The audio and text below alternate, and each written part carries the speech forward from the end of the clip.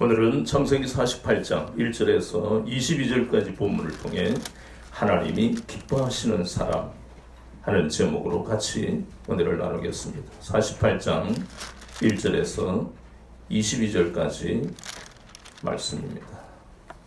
제가 먼저 읽겠습니다. 이 일 후에 어떤 사람이 요셉에게 말하기를 내 아버지가 병들었다 하므로 그가 곧 두 아들 므낫세와 에브라임과 함께 이르니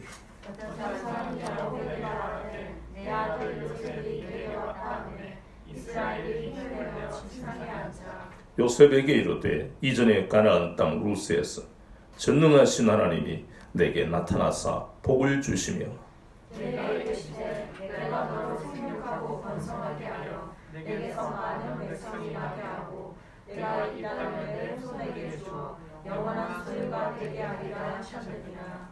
내가 애굽으로 와서 내게 이르기를 전에 애굽에서 내가 낳은 두 아들 에브라임과 므낫세는 내 것이라 루벤과 시므온처럼 내 것이 될 것이요 내 소생은 내 것이 될 것이며 그들의 유산은 그들의 형의 이름으로 함께 받으리라. 내게 대하여는 내가 이전에 밧단에서 올 때에 라헬이 나를 따르는 도중 가나안에서 죽었는데 그곳은 에브랏까지 길이 아직도 먼 곳이라 내가 거기서 그를 에브랏 길에 장사하였느니라. 에브랏은 곧 베들레헴이라. 이스라엘이 요셉의 아들들을 보고 이르되 이 아들은 누구냐.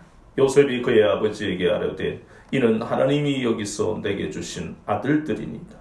아버지가 이르되 그들을 데리고 내 앞으로 나오라. 내가 그들에게 축복하리라. 이스라엘의 눈이 나로 말미암아 어두워서 보지 못하더라. 요셉이 두 아들을 들어 아버지 앞으로 나아가니 이스라엘이 그들에게 힘을 주고 그들을 안고 요셉에게 이르되 내가 내 얼굴을 보리라고는 생각하지 못하였더니 하나님이 내게 내 자손까지도 보게 하셨도다. 요셉이 아버지의 무릎 사이에서 두 아들을 물러나게 하고 땅에 엎드려 절하고 오른손으로는 에브라임을 이스라엘의 왼손을 향하게 하고 왼손으로는 므낫세를 이스라엘의 오른손을 향하게 하여 이끌어 그에게 가까이 나아가매 이스라엘이 오른손을 펴서 차남의 에브라임을 예비하고 왼손을 펴서 므낫세를 예비하는지 므낫세는 장자라도 팔을 엇박고 먼저더라. 그가 요셉을 위하여 축복하여 이르되 내 조부 아브라함과 아버지 이삭이 섬기던 하나님 나의 출생으로부터 지금까지 나를 기르신 하나님 너를 모든 광야에서 건지신 여호와의 사자에서 이 아이들에게 복을 주시며 이들로 내 이름과 내 조상 아브라함과 이삭의 이름으로 칭하게 하시오며 이들이 세상에서 번식되게 하시기를 원하나이다. 요셉이 그 아버지가 오른손을 에브라임의 머리에 얹는 것을 보고 기뻐하지 아니하니 아버지의 손을 들어 에브라임의 머리에서 므낫세의 머리로 옮기고자 하여 그의 아버지에게 이르되 아버지여 그리하옵소서 이는 장자이니 오른손을 그의 머리에 얹으소서 하였으나 그의 아버지가 허락하지 아니하며 이르되 나도 한다 내 아들아 나도 한다. 그도 한 족속이 되며 그도 크게 되려니와 그의 아우가 그보다 큰 자가 되고 그의 자손이 여러 민족을 이루리라 하고 그날에 그들에게 축복하여 이르되 이스라엘이 너로 말미암아 축복하기를 하나님이 내게 에브라임 같고 므낫세 같게 하시리라 하며 에브라임을 므낫세보다 앞세웠더라. 이스라엘이 요셉에게 또 이르되 나는 죽으나 하나님이 너희와 함께 계시사 너희를 인도하여 너희 조상의 땅으로 돌아가게 하시려니와 내가 내게 내 형제보다 세겜 땅을 더 주었나니 이는 내가 내 칼과 활로 아무리 족속의 손에서 빼앗은 것이니라. 아멘. 오늘은 창세기 48장 1절에서 22절까지 본문을 통해 하나님이 기뻐하시는 사람 하는 제목으로 같이 은혜를 나누겠습니다. 제목을 보면 참 누군가가 나를 생각할 때에 미소가 번지고 웃음이 나오는 그 사람만 생각하면 마음이 기쁘다 하는 그런 생각을 줄 수 있다면 우리는 성공한 인생을 살고 있는 것입니다. 남에게 기쁨을 주기가 쉽지 않은 거예요. 그런데 본문에 나오는 이 제목은 단순히 사람을 기쁘게 하는 그런 차원의 말씀이 아닙니다. 그런 사람들은 우리 주변에 분명히 있습니다. 그런데 하나님은 분명히 하나님이 기뻐하시는 사람이라고 분명히 말씀하셨습니다. 대표적인 사도행전에 보면 다윗은 하나님이 뭐라고 하셨습니까? 이는 내 마음에 합한 자다. 합하다 하는 것이 바로 하나님이 기뻐하신다 하는 뜻입니다. 이제 본문에 보니까 창세기 47장에서 29절 30절에 야곱이 유언을 하는 내용이 나옵니다. 그리고 본문에 48장입니다. 그렇다면 유언을 한다는 것은 대부분의 사람들은 자신에게 죽음이 다가오고 있음을 느끼고 있다는 것입니다. 특히 믿음의 사람, 언약의 계승자인 야곱은 하나님이 데리고 가실 때가 되었다는 것을 알고 있다는 것입니다. 그럴 때의 야곱은 자신의 파란만장한 생애가 그 인생이 주마등처럼 스치더라. 그걸 떠올려 보는 것입니다. 자신의 생애. 창세기 27장에 보니까 자신은 형 에서를 피해서 바단 아람으로 도망을 갔습니다. 얼마나 처량한 신세라고 생각하면서 그래도 외삼촌 라반은 나를 족하니까 그래도 피부치니까 이뻐해 주겠지. 천만의 말씀. 그곳에서 20년 동안 훈련받을 줄 어찌 알았겠습니까? 창세기 27장에 원하지 않는 레아와 결혼해야 하는 그 말할 수 없는 고통, 그리고 14년 동안 라반의 두 딸을 위해서 무료로 봉사해야만 하는 그 고통, 그것을 그는 체험하면서 자신의 잘못된 가치관이 변화되고 있음을 체험했을 것이지만, 그러나 그 환경은 너무너무 고통스러웠을 것 아닙니까? 그것뿐만 아니라 그의 인생은 창세기 30장 6절에 보니까 그렇게 훈련을 끝내고 이제 내 생애는 하나님이 복 주시는 일만 남았다. 왜냐하면 창세기 32장 10절에 보니까 하나님은 야곱에게 두 때나 이루는 거부가 되게 하셨단 말이에요. 자기가 무슨 자본이 있었습니까? 가진 게 있었어요? 그는 단지 뭐만 하나 의지해서 왔습니까? 지팡이 하나만 의지해서 바단 아람으로 왔는데 하나님이 두 때나 이루게 하셨잖아요. 그래서 이제 나도 나이가 들었고 고향에 돌아가면 하나님이 참 복된 인생을 살게 하실 것이다 라고 생각하는데, 창세기 32장 6절에는 종들이 누가 온다는 소식을, 에서가, 그것도 그냥 혼자 오는 게 아니고 부하를 몇 명이나 400명이나 건드리고 온, 얼마나 새가슴이 되어버린다. 왜냐하면 지은 죄가 있으니까. 이야, 그러면서 한편으로 욕을 했을 것 아닙니까? 이야, 이 사람은 도대체 20년 동안 나를 안 잊고 잊을 만도 한데, 그렇지 않겠어요? 자기 죄는 생각 안 하고 인간이 그렇게 악하다는 겁니다. 그러면서 자기는 두려움을 느끼잖아요. 형 에서에 대한. 그것이 창세기 32장 6절입니다. 그 인생이 거기에서 끝난 게 아닙니다. 창세기 34장에 보니까 자신의 딸 디나가 불행을 당하고, 그리고 또 시몬과 레위가 세겜에 있는 모든 남자들을 죽이고 약탈하고, 그러니 그때 야곱이 뭘 생각했을까요? 어떻게 나는 이렇게 자식복도 없을까? 그렇게 생각하지 않았겠습니까? 그러면서 하나님이 나에게 두 때나 이루는 거부가 되게 하시고 하나님이 나와 함께 하시는 것으로 위로를 받았을 것입니다.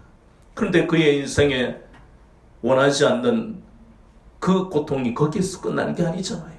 창세기 35장에 보니까 그렇게 사랑하던 라헬이 죽었습니다. 37장에는 요셉이 죽었다고 하고, 사랑하는 아내가 죽고 가장 이뻐했던 그 요셉이 죽었다고 하니 인생에 있어서 무슨 낙이 있겠어요? 무슨 소망이 있겠습니까? 물질은 풍족하지만 사람이 물질로만 살아가는 게 아니잖아요. 얼마나 야곱의 마음이 참으로 낭만이 됐겠습니까? 그런데 인생이 거기에서 끝납니까? 그렇지 않습니다. 창세기 41장 5절에 보니까 이제는 그 약속의 땅에 기근이 왔습니다. 거기다가 또 우리가 알다시피 레아의 아들들이 애굽에 가서 곡식을 사오다가 아버지에게 뭐라고 합니까? 아버지, 지금 시므온이요 볼모로 잡혀 있고요, 베냐민을 데리고 오지 않으면 안 풀어준답니다. 자, 우리가 이렇게 창세기 27장 바단 아람에서부터 애굽에 내려가기까지의 이 야곱의 생애를 한번 생각해 보면 정말 바로 앞에서 어떤 세월을 살았다고요? 험악한 세월을 살았다는 고백이 맞다는 것입니다. 그런데 인생이요, 야곱만 그렇게 살아가는 게 아니라는 것입니다. 야곱과 비교할 수는 없겠지만, 개인마다 다 온도차가 있겠지만 누구나 다 이 땅에서 그러한 고난을, 환난을 받고 살아가는 것이 인생이라는 것을 우리는 성경을 통해서 깨닫게 된다는 것입니다. 자신의 인생이 그렇게 살아왔다는 것을 돌아보는, 이제 자신의 죽음이 가까워오니까, 그래서 그는 창세기 47장 29절 30절에서 유언을 하고, 또 요셉의 본문에 보니까 요셉의 두 아들에게 축복하고 있는 그런 대목이 오늘 나오고 있는 것입니다. 그런데요, 여기에 므낫세와 에브라임을 불러서 축복하려고 하는데, 그런데 본문에 보니까 우리가 잠깐 이해해야 할 것이, 이스라엘, 즉 야곱의 아들들을 우리가 이스라엘 12지파라고 하는데, 그런데 여기에 요셉 대신에 므낫세와 에브라임이 추가가 되면 13지파가 되어버려요. 그렇지요? 그런데 민수기나 여호수아나 읽어보면 거기에서 누가 빠지느냐 하면 레위가 빠집니다. 레위 지파는 제사장으로 따로 하나님이 분깃을 주시고 12지파에 들어가지는 않습니다.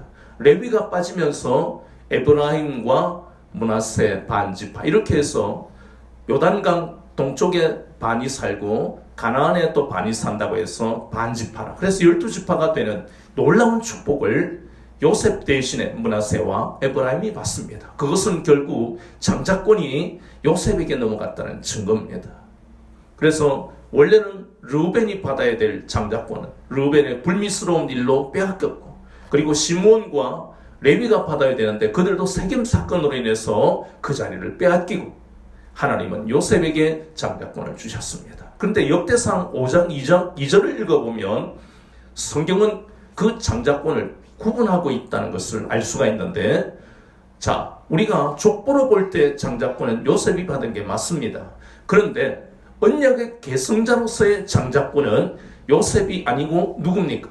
유다다. 유다의 자손으로부터 예수님이 오셨다. 그래서 장자권이 족보와 언약의 계승자로서의 장자권이 두 가지로 나뉘어진다는 것을 분명히 우리가 알고 있어야 된다는 것입니다.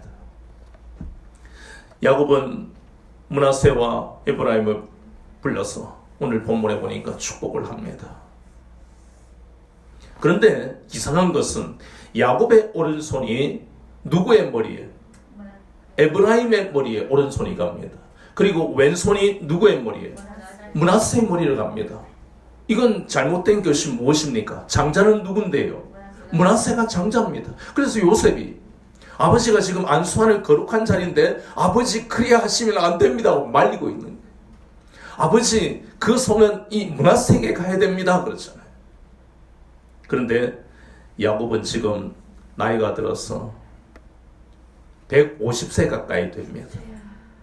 그래서 잘 안 보여요. 이삭이 눈이 어두운 그 상황은 다릅니다. 이삭은 눈도 어둡고 영적으로도 어둡고, 근데 지금 이삭은 육신으로 눈은 어둡지만 영적으로는 아직까지 하나님의 영적 권위가 나타나는 그런 상황이라는 것을 우리가 인식해야 되는데, 자, 그래서 아들에게 뭐라 합니까? 나도 안다. 아들아, 나도 안다. 우리말, 즉 언어에서 반복을 하는 것은 그 단어의 의미를 강조하는 의미가 있습니다. 나도 안다를 두 번을 지금 반복하는 것은 이것은 내가 실수하거나 혹은 감정적으로 하는 것이 아니라는 것을 요셉에게 인식을 심어줍니다. 왜 요셉이 아버지가 안수하는 거룩한 자리에서 왜 이렇게 말리려고 하느냐? 이스라엘은 전통적으로 장자가 받는 이 축복은 굉장히 중요합니다. 그래서 그렇습니다. 그래서 에브라임에게 그 손을 얹고 그리고 므낫세의 머리에 왼손을 얹으면서 축복하는 오늘 그 내용이 나옵니다. 우리는 이것을 보면서 우리가 깨달아야 될 것이 있다는 것이에요. 하나님은 자연 질서에 따라서 은혜를 주시는 게 아닙니다. 순서 질서대로 하면 므낫세가 장자의 명분과 축복을 받아야 됩니다. 그러나 하나님은 그런 질서에 의해서 은혜를 주시는 분이 아니시라는 것을 알아야 됩니다. 또 하나는요, 우리가 저 사람은 참 정말 은혜 받기에 적합한 사람이야. 우리 흔히 저도 그랬잖아요. 저 사람은 구원받으면 얼마나 좋을까. 하나님 나라에 정말 적합한 사람이야. 그건 우리 생각. 하나님은 우리의 생각과 관계없이 하나님은 하나님의 주권으로 선택하십니다. 참 이것이 우리에게는 너무너무 신비롭고 오묘한 것입니다. 하나님의 주권에 의한 선택. 그것을 예수님은 바울을 통해 로마서 9장의 21절에서 분명하게 말씀합니다. 하나님은 토기장이시다. 하나님은 토기장이시기 때문에 진흙으로 어떤 그릇은 진노의 그릇으로 빚으실 수 있고 어떤 그릇은 긍휼의 그릇으로 빚으실 수 있다. 사울과 다윗이 다 나쁜 사람입니까? 네, 다 나쁜 사람입니다. 사울은 30몇 년 동안 하나님이 없이 그 왕의 권력에 붙들려서 살았던, 그래서 하나님과 관계없는 인생이기 때문에 나쁜 사람이고, 다윗은 신실한데도 불구하고 그가 저지른 죄를 보면 몇 번은 죽음 마땅한 나쁜 사람이에요.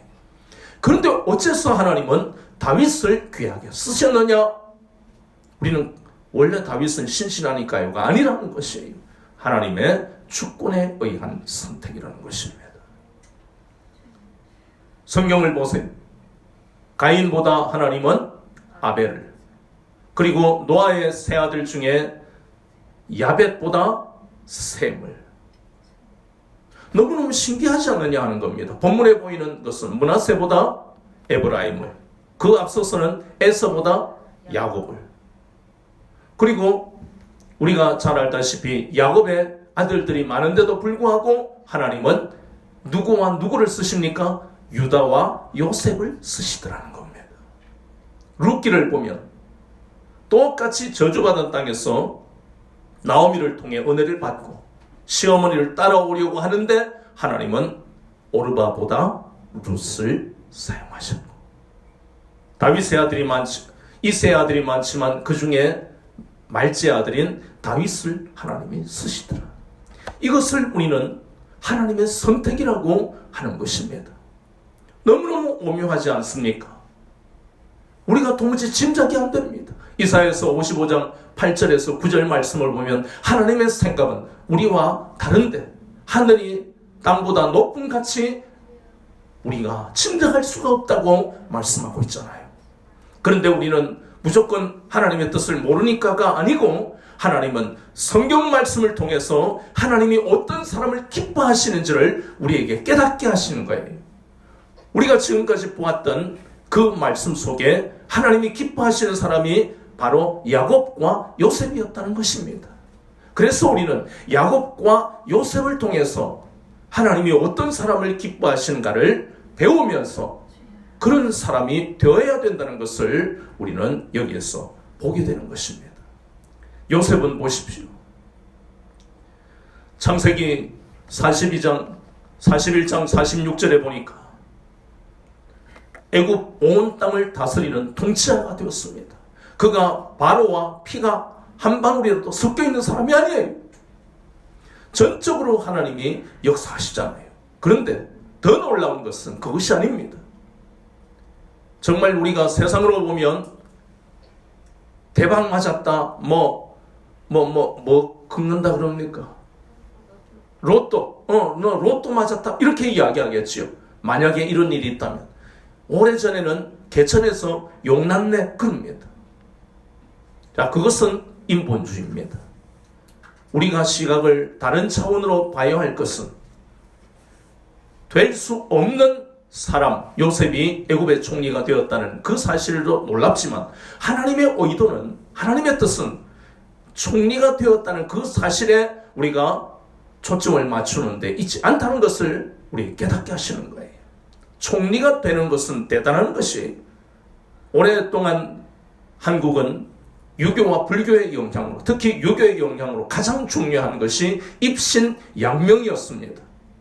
몸을 세워서 이름을 떨치는 것이 효도의 처음이고 마지막이다. 그래서 성공에 대한 개념이 다른 나라보다도 더 강합니다. 그래서 부모는 고생하더라도 자녀를 S대에 보내려고 하는 것이. 그런데 성경은 그것과는 차원이 다른 것을 우리에게 말씀하시면서 우리의 가치관을 깨뜨리시는 겁니다. 그래서 요셉은 하나님의 은혜를 받아서 하나님의 그 뜻에 순종하며 하나님이 쓰시는 귀한 도구가 되었잖아요. 그래서 그는 애굽의 총리라는 그 권력, 어마어마한 부를 붙들려고 하지 않았습니다. 롯과는 완전히 다른 인생을 살잖아요. 그래서 히브리서 11장을 보면 거기에는 믿음의 선진들의 대표적인 사람들을 통해서 어떻게 우리가 믿음을 가지고 살아가야 하는가를 우리에게 예시하고 있지만, 그 중에 히브리서 11장 22절에 보면 바로 요셉에 대한 말씀이 나옵니다. 요셉은 애굽의 모든 권력과 부를 다 놔두고, 자손들이 이제 앞으로 형들에게 그러잖아요. 50장에 보면 자손들이 여기에 있지 아니하고 약속의 땅, 젖과 꿀이 흐르는 그 가나안 땅으로 가야 됩니다 하고 유언하고 있잖아요. 거기다가 히브리서 11장 22절에는 내가 죽으면 내 뼈를 애굽에 묻어라? 아닙니다. 가나안에 가지고 가라. 아브라함과 사라가 묻혀있는 막벨라 굴에 내 조상들이 있는 것처럼 나도 그곳으로 옮겨라.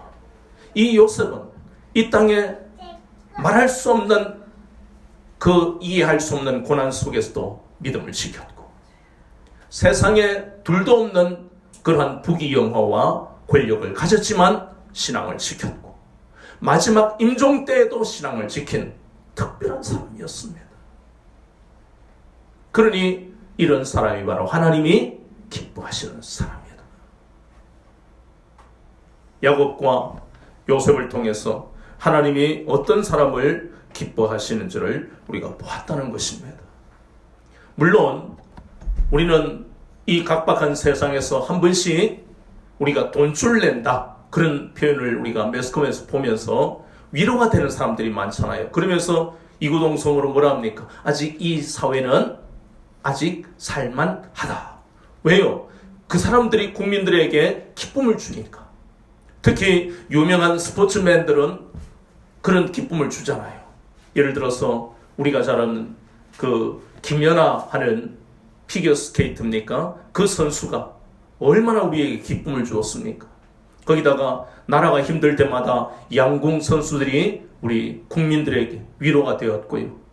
또 미국의 메이저리그라는 야구에서 박찬호가 정말 이름을 떨쳤고, 또 축구는 손흥민이 또 이름을 떨치고, 이런 것들은 나라가, 국민들이 힘들 때마다 위로가 되는 거예요. 국민들의 기쁨이 되는 것입니다. 그런데 우리는 구별해야 됩니다. 하나님이 기뻐하시는 사람과 사람들이 기뻐하는 그 사람은 차원이 다르다는 것을 알아야 됩니다. 물론 사람들이 기뻐하면서 하나님이 기뻐하시는 사람일 수도 있습니다. 그러나 우선순위는 뭡니까? 사람들이 기뻐하지 않지만 하나님이 기뻐하시는 것이 우선순위라는 것을 알아야 됩니다. 그러니 하나님이 기뻐하시는 사람은 유명한 사람이 안 될 수도 있다는 것을 우리가 받아들여야 돼요. 우리의 잘못된 가치관 속에서는 세상에서 성공해서 유명한 사람이 되어서 권력을 잡아야만 세상에서 소금과 빛의 사명을 감당할 것이라고 생각하는 것은 착각이고 인본주의고 자신의 욕망이에요. 그건 순서가 잘못된 것이에요. 내가 사람들을 기뻐하겠다는 것은 자기 이해 타산으로 자기 목적에 의해서 자기 사람들의 선호도에 의해서 기뻐할 수 있지만 하나님이 기뻐하시는 사람은 사람들의 선호도는 대부분 싫어할 수 있는 사람인 경우가 대부분입니다. 예레미야를 보십시오. 그는 분명히 하나님의 사람입니다. 그리고 하나님의 말씀을 예언하는 선지자였습니다. 그러나 택함받은 그 선민이라는 그 백성들이 이 선지자를 싫어할 정도가 아니고 얼마나 핍박했는지 모릅니다. 하나님이 기뻐하시는 사람인데도 불구하고 선민이라는 그 백성들이 이 예레미야를 싫어했습니다. 그러면 결국 우리는 야곱과 요셉을 보면서 하나님이 기뻐하시는 사람은 한마디로 누구냐? 하나님이 함께 하시는 사람이다. 앞에서 보면 하나님이 함께 하시는 건 더더욱 기뻐하시는 사람보다 훨씬 우리에게 구체적으로 쉽게 다가오는 거예요. 첫 번째 하나님이 함께 하시는 사람은 누구라고 했습니까? 첫 번째는 예배의 삶을 사는 사람이라고 했잖아요. 야곱과 요셉은 바로 그런 사람. 요셉이 이 하나님이 없는 하나님을 대적하는 애굽에 살면서도 신앙을 지킬 수 있었던 것은 야곱이 신앙을 지키는 것보다 더 어려운 환경 속에 있었다는 것입니다. 우상 숭배가 얼마나 만연해 있는 그 애굽에서 여호와 신앙을 가지고 온 이것은 정말 대단한 것이에요. 날마다 자기 관리를 신앙 관리를 하지 않으면 이 저주받은 땅에서 어떻게 하나님을 섬길 수 있었겠습니까? 그러니 야곱과 요셉은 예배의 삶을 살았기 때문에 그 애굽인데도 불구하고 하나님이 이렇게 애굽으로 내려가지 말아라고 할 그 땅에 하나님 함께 하셨다는 것입니다. 창세기 12장 7절과 8절을 보니까 아브라함은 가는 곳마다 제단을 쌓았고 제사를 드렸고, 이삭도 창세기 26장 25절에 보니까 가는 곳마다 이삭도 아버지를 본받아서 그렇게 제사를 하나님 앞에 드렸습니다. 그래서 오늘날 우리는 아브라함과 이삭과 야곱, 요셉에게만 해당되는 것이 아니라 로마서 12장 1절 2절에도 이 세대를 본받지 마라 하는 것이 하나님이 기뻐하시는 뜻대로 살아라고 말씀하고 있지 않습니까? 그것이 바로 예배의 삶입니다. 날마다 예배당 가서 예배를 드리는 것만이 예배가 아닙니다. 코로나 때문에 못 오면 자신의 삶의 자리에서 그렇게 하나님이 기뻐하시는 말과 행동을 하면 그것이 바로 예배입니다. 예배의 개념을 우리는 정확하게 성경적으로 우리가 정리가 되어야 된다는 것입니다. 그뿐만 아니라 야곱과 요셉같이 하나님이 기뻐하시는 사람은 두 번째 어떤 삶을 사느냐? 정결한 삶을 산다고 했습니다. 창세기 35장 1절에서 4절을 보니까 야곱 가문에 이방 사람들이 하는 그 귀걸이, 코걸이, 온갖 더러운 것들을 다 던져버리고 의복을 깨끗하게 하고 하나님이 부르시는 그 베들로 올라가자. 이렇게 정결한 마음으로 변화시키는, 그래서 그런 마음으로 사는 것을 하나님이 기뻐하시고 하나님이 함께 하신다는 겁니다. 그래서 우리에게는 단순히 옷을 갈아입는다고 정결하게 되는 것이 아니라 에베소서 5장 26절을 보니까 물로 씻어 말씀으로 깨끗게 하사 거룩하게 하신다고, 디모데전서 4장 5절에도 말씀과 기도로 거룩해진다고 그랬습니다. 그런데 참 신기하지 않습니까? 오묘하지 않습니까? 어떻게 말씀으로 우리가 거룩해지죠? 우리가 얼마나 나쁜 인생을 살아왔는데요. 그렇잖아요. 입만 열면 욕을 하고 입만 열면 다른 사람을 저주하고, 그런데 어떻게 말씀과 기도로 거룩해지느냐? 시편 12편 6절에 보니까 하나님의 말씀은 흙도간에서 7번이나 단련한 은같이 순결하다 그랬습니다.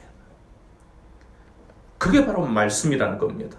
말씀은 그 순결한, 은같이 순결한 말씀이 우리 속에 들어오면 우리가 어떻게 된다고요?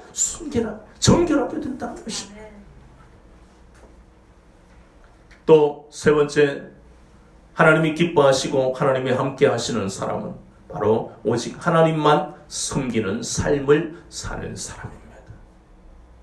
창세기 39장 9절을 기억하실 것입니다. 보디발의 아내가 날마다 자신과 동침하자고 유혹하는, 그때에 요셉이 창세기 39장 9절에서 뭐라 그럽니까? 내가 하나님 앞에 어찌 죄를 짓겠느냐. 하나님만을 섬기는 사람이 아니면 절대적으로 그 유혹을 뿌리치고 믿음으로 바로 설 수가 없습니다. 여호수아서 24장 15절에 오직 나와 내 집은 여호와만 섬기겠노라. 예수님 우리에게 물어보시잖아요. 마태복음 6장 24절에 너희들은 하나님과 세상을 겸하여 섬기겠느냐. 섬기지 말아야 하는 것은 섬기고 있는 예수님 시대뿐만 아니라 지금도 하나님과 세상을 겸하여 섬겨서는 안 된다. 오직 하나님만 섬겨야 된다. 그 말씀입니다. 또 한 가지는 우리가 잘 알다시피 의에 줄이고 목마른 삶을 가난한 심령으로 애통하며 살아야 된다는 것입니다. 시편 51편 17절에 보니까 하나님은 어떤 예배를 받으신다고요? 상한 마음으로 드리는 제사. 상한 마음. 상한 마음이 바로 예수님이 산상설교에서 말씀하시는 애통하는 마음이 바로 상한 마음입니다. 그 마음이 상하는 것은 어디에서 상합니까? 다른 사람 때문에. 그리고 다른 나라가 우리나라를, 이스라엘 구약의 역사에 보면 다른 나라, 모압이나 암몬이나 블레셋이나 주변에서 쳐들어오면 마음이 상하잖아요. 두렵고 겁이 나. 그래서 나라가 어려움을 당할 때 마음이 상할 수 있고, 내가 어려움을 당할 때 마음이 상할 수 있고, 그리고 내가 하나님의 자녀인데도 불구하고 죄를 지으면 마음이 상해야 되는 것입니다. 그래서 마음이 상하니까 하나님 앞에 애통하는 것은 바로 내가 어려움을 당하니까 사람에게는 웃고 하나님 앞에서는 눈물을 흘리며 사람에게는 절대 나는 눈물을 보이지 않을 것이야. 우리는 평생 그러고 살아야 될 사람들이에요. 사람에게 하소연해봤자 우리는 비웃음만 당합니다. 그래서 하나님 앞에 애통하는 것이, 하나님, 내가 이런 사람들, 내가 이런 직장에서 내가 또 누구에게 이런 일을 당했습니다. 하나님, 나를 위로해 주세요. 하나님 앞에 애통하는 사람들은 다 어떻게 위로를 받게 되어 있습니다. 가난한 심령이라는 것은 내 힘으로 인생을 살 수 없습니다. 이것을 고백하는 것이에요. 목마른 사슴이 시냇물을 찾는 것은, 사슴은 항상 몸이 뜨겁대요. 덥대요. 그러니까 늘 물을 마시지 않으면 힘든 거예요. 우리가 아는 동화 속에서의 그 귀여운 사슴이 아닌, 그 속에 사슴은 그런 어려운 점이 있었단 말입니다. 그런데 그 시편 기자는 그렇게 빗대면서 사슴이 물을 찾듯이 하나님의 사람들은, 하나님의 자녀들은 하나님을 열망해야 된다라고 시편 기자가 말씀하고 있잖아요. 그것이 바로 가난한 심령입니다. 그리고 의에 줄이고 목마른 자가 되어야 합니다.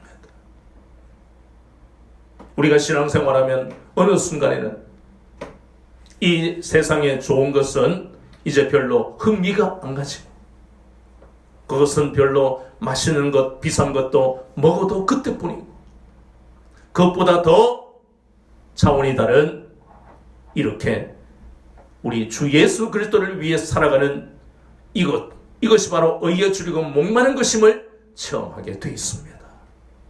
그러한 삶을 사는 사람들을 하나님이 기뻐하시고 하나님이 함께 하신다는 것입니다.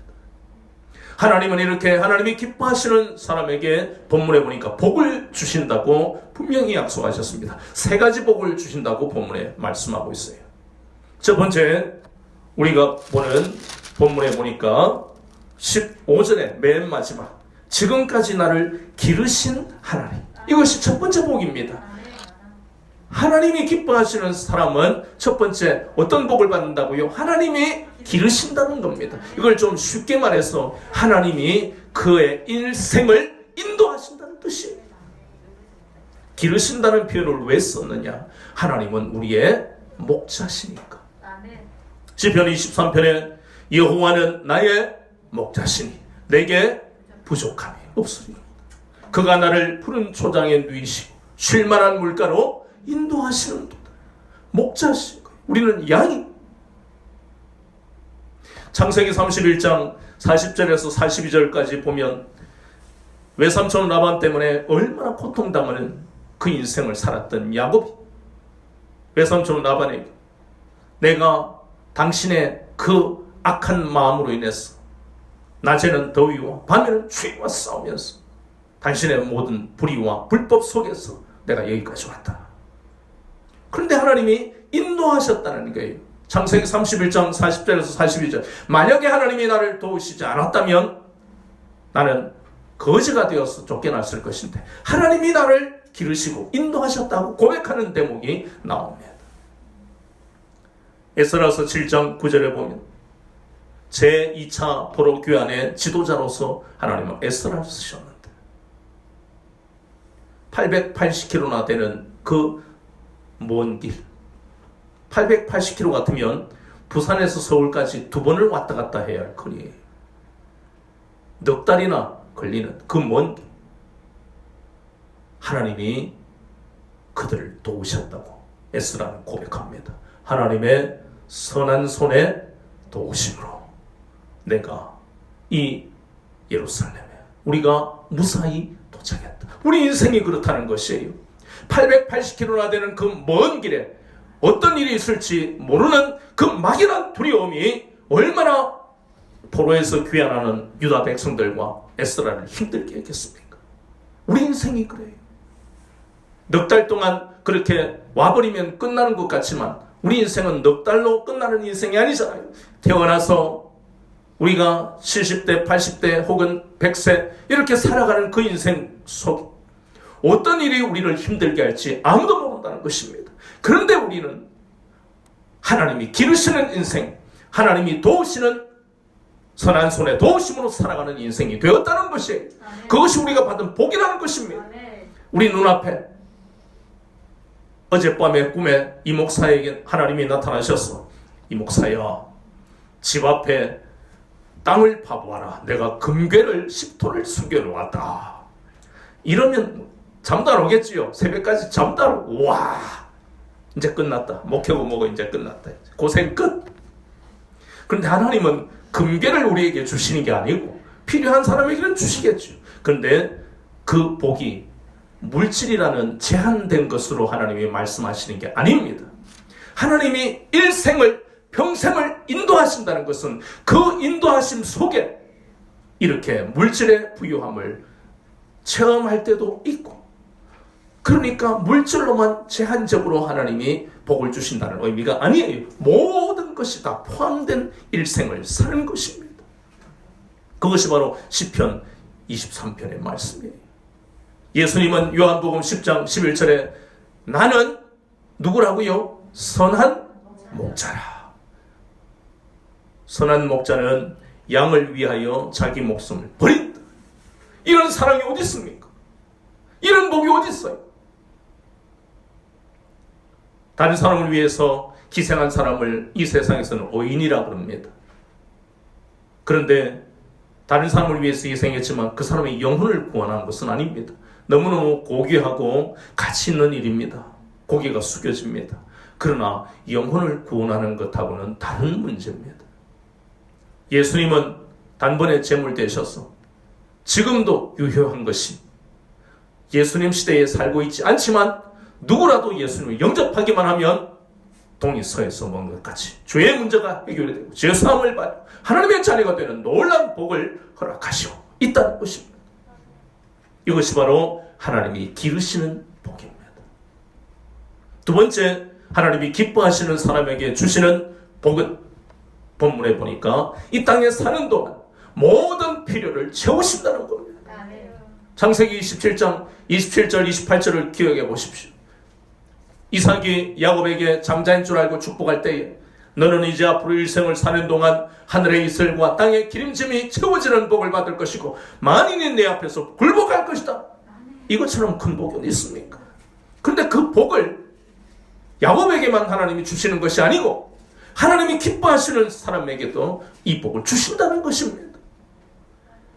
모든 필요를 채우십니다. 얼마나 놀라운 은혜입니까? 필요를 채우십니다.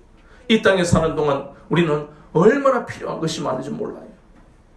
그 필요를 채우시고, 돈이 많으면 부자인 부모님이 자녀에게 채워주겠지만, 그러나 물질이 부족하면 그것을 할 수가 없잖아요.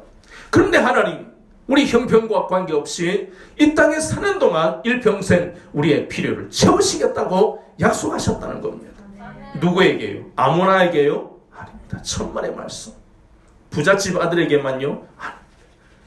빈부의 격차와 빈부의 그런 환경과 내 부모가 믿는 부모다 관계없이 모든 하나님이 기뻐하시는 사람에게 하나님은 그 필요를 채우신다고 했어요. 성경을 한번 볼까요? 채워지는 놀라운 은혜를 보세요.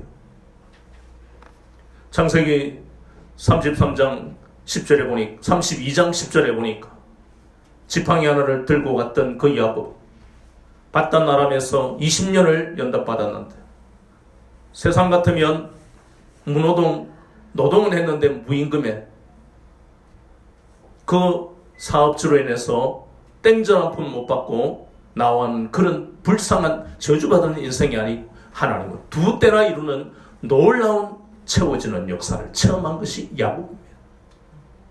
그것만 그런 것이 아닙니다. 우리가 잘 아는 대로 사무엘하 15장에서 17장까지의 말씀을 보면 다윗에 대한 말씀이 나옵니다.